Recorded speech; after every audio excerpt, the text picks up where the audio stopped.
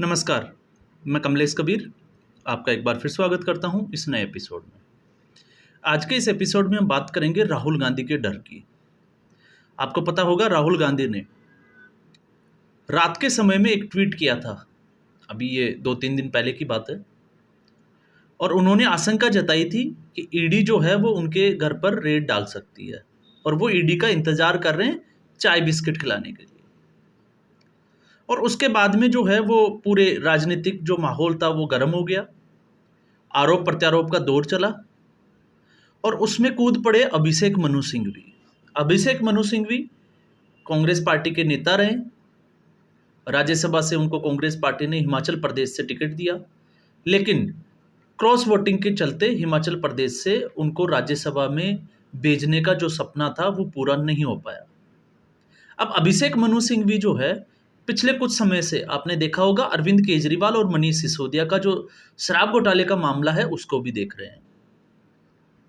अब ऐसी स्थिति में अभिषेक मनु सिंघवी ने राहुल गांधी से 2 कदम आगे जाते हुए सीधे तौर से भारतीय जनता पार्टी को धमकी भी दे डाली।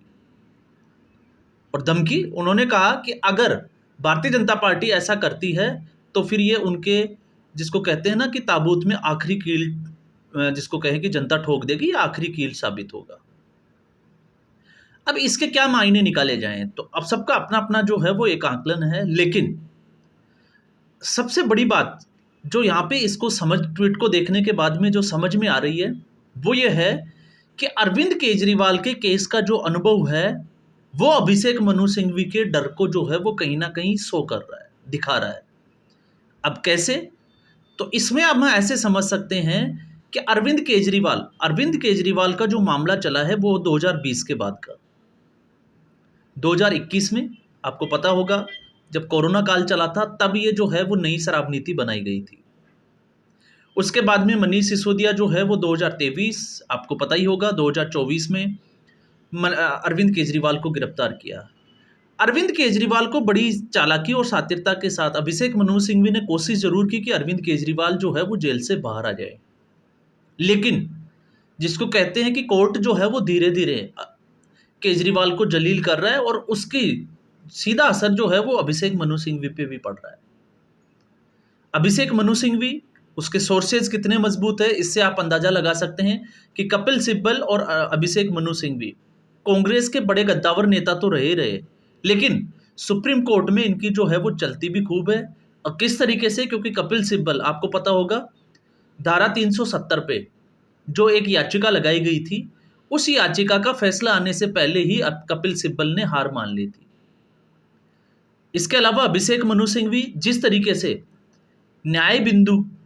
जो वेकेशनल बेंच की जज थी उसके द्वारा अरविंद केजरीवाल को जमानत दिलवाई, इसके अलावा भी अगर हम देखें तो उनको सुप्रीम कोर्ट से जो है वो अंतरिम जमानत चुनाव प्रचार के लिए मिली और फिर उसके बाद में ईडी के केस में भी जमानत दिलवा दी। हालांकि अब तक ये जो एक धारणा बनी हुई थी कि ईडी के केस में जो है वो जमानत मिलना बहुत मुश्किल है, सीबीआई के केस में जो है वो आसान है, लेकिन इस बार मुश्किल जो है वो सीबीआई के केस में भी आ गई। तो जेल जाना जो है वो आसान है, लेकिन जेल से बाहर निकलना जो है वो बड़ा मुश्किल है। ये अभिषेक मनु सिंघवी को पहले से ही पता चल गया है। ये उनका 1.5 साल का जो अनुभव है वो बोल रहा है। अब उनका डर है कि कहीं इसी तरीके से अगर राहुल गांधी को भी अरेस्ट कर लिया गया तो राहुल गांधी का जेल से बाहर आना बहुत मुश्किल हो जाएगा। क्यों? क्योंकि एक उदाहरण जो है वो अरविंद केजरीवाल का सबके सामने है। बहुत प्रयास किए गए, लगातार एक के बाद एक जो है वो पिटीशन दाखिल की गई, लेकिन फिर भी अरविंद केजरीवाल को वो बाहर नहीं निकाल सके। अब इसके उलट राहुल गांधी जो कि नेशनल हेराल्ड केस में पहले से ही जमानत पे हैं, इसके अलावा नरेंद्र मोदी, या हम कहें कि मोदी जो टिप्पणी की थी सरनेम के ऊपर, उसमें उनको 2 साल की सजा हो गई थी, उस पर स्टे लगा हुआ है, तो ऑलरेडी उसमें जो है वो सजा याफ्ता है। और ऐसे ही और भी 1-2 केस है जिनमें राहुल गांधी जो है वो घिरे हुए हैं। तो ऐसी स्थिति में अगर राहुल गांधी इस वक्त अगर जेल चले जाते हैं जबकि मोदी का 3रा कार्यकाल चल रहा है, और ये उस स्थिति में है जब आप सोच के देखिए कि विपक्ष को ये लग रहा था कि 240 सीटें आने के बाद भारतीय जनता पार्टी पहले से कमजोर हुई है। ये जिसको एक नैरेटिव बनाया भी गया था चुनाव परिणाम के बाद में कि ये बैसाखी की सरकार है और नरेंद्र मोदी पहले की तरह जो है वो बोल्ड डिसीजन नहीं ले पाएंगे। लेकिन नरेंद्र मोदी ने पहले ही कह दिया था कि तीसरा कार्यकाल जो है वो उनका पहले से ज़्यादा तेज गति से काम होंगे और भ्रष्टाचार के खिलाफ जो है वो उनकी लड़ाई और तेज होगी। तो ऐसी स्थिति में अब अनुभव जो है, जिस तरीके से 1.5 महीने के बाद में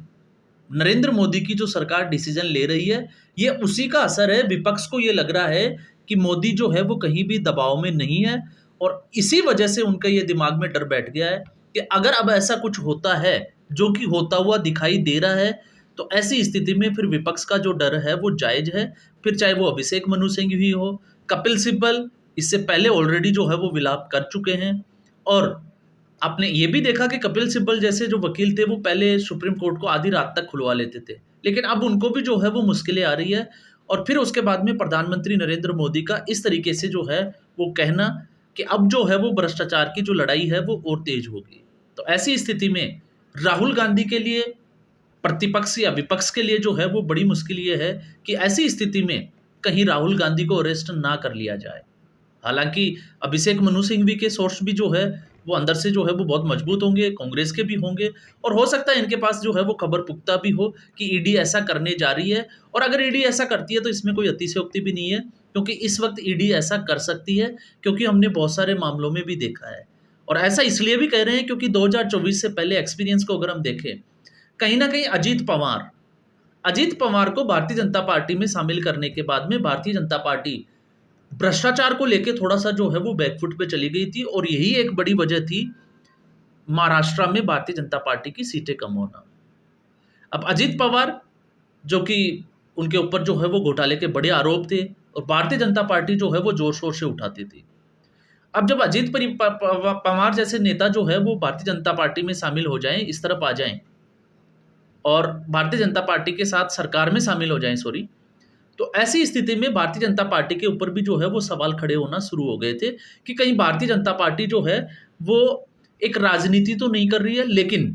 जिस तरीके से अभी ईडी काम कर रही है, कार्रवाई कर रही है, उससे ये लगता है कि नहीं, भारतीय जनता पार्टी जो है वो पहले से ज़्यादा और तेज़ गति से इसमें काम कर रही है और अगर ऐसा नहीं करती है तो भारतीय जनता पार्टी को चाहे 2027 के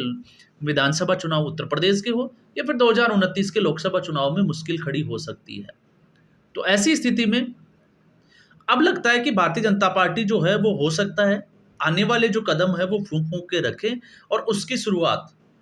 क्योंकि विपक्ष के सभी पार्टियों के नेता, अब सभी पार्टियों का नाम इसलिए लिए हैं क्योंकि अगर हम बात करें जैसे लालू प्रसाद यादव की, बिहार की जो पार्टी है राजद, अगर हम उसकी बात करें तो लालू प्रसाद यादव पहले से सजा याफ्ता है और तेजस्वी यादव, उनके खिलाफ जो है वो जांच चल रही है।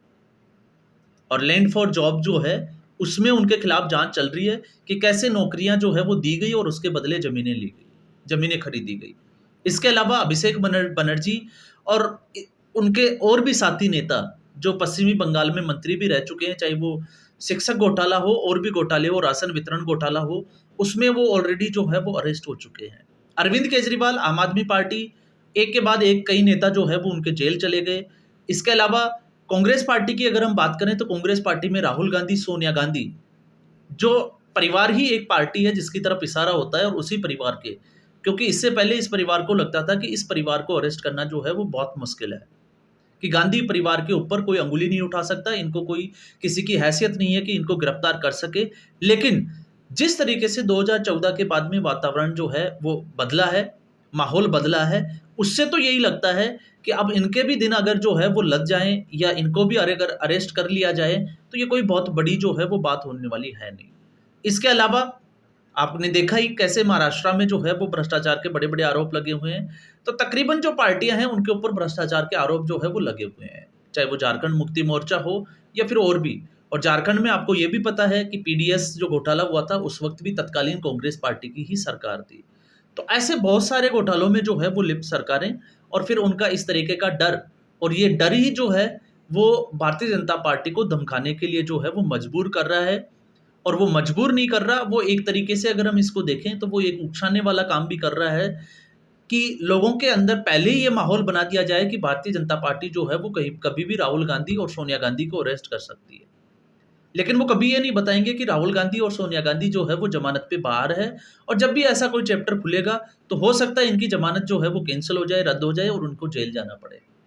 तो ऐसी स्थिति में इस तरीके की जो बयानबाजी जो है वो अटकलों का दौर होता है। अभी इसमें कितनी सच्चाई है, ईडी रेड डाल रही है कि नहीं डाल रही है, ये तो ईडी के छापे के बाद में ही पता चलेगा कि अगर ईडी जो है वो रेड डालती है तो खबरें जो है वो सही मानी जाएगी, और अगर ईडी रेड नहीं डालती है तो फिर ये एक जो है वो जिसको कहें कि अरविंद केजरीवाल के जो केस का अनुभव था,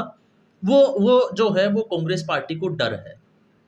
और अभिषेक मनु सिंघवी का भी जो है वो अनुभव पिछले 1 डेढ़ साल का, जब से अरविंद केजरीवाल का मामला उनके सामने आया है, तब से जो है वो उनका अनुभव कोर्ट को लेके, न्यायपालिका को लेके बदला है। और न्यायपालिका को लेके इस तरीके से बदला है कि अब जो है वो इस वक्त जिस राजनीतिक परिवेश की हम बात कर रहे हैं, उस राजनीतिक परिवेश में जो है वो काफ़ी कुछ बदल चुका है। और काफ़ी कुछ बदलने के बाद में अगर इस तरीके की, अगर किसी बड़े नेता को अगर गिरफ्तार कर लिया जाए, तो ये कोई बहुत बड़ी बात जो है वो होने वाली है नहीं। तो आज के एपिसोड में बस इतना ही। उम्मीद करूँगा ये एपिसोड आपको पसंद आया होगा। वीडियो को लाइक करें, वीडियो को शेयर करें और चैनल ज़रूर सब्सक्राइब करें। धन्यवाद।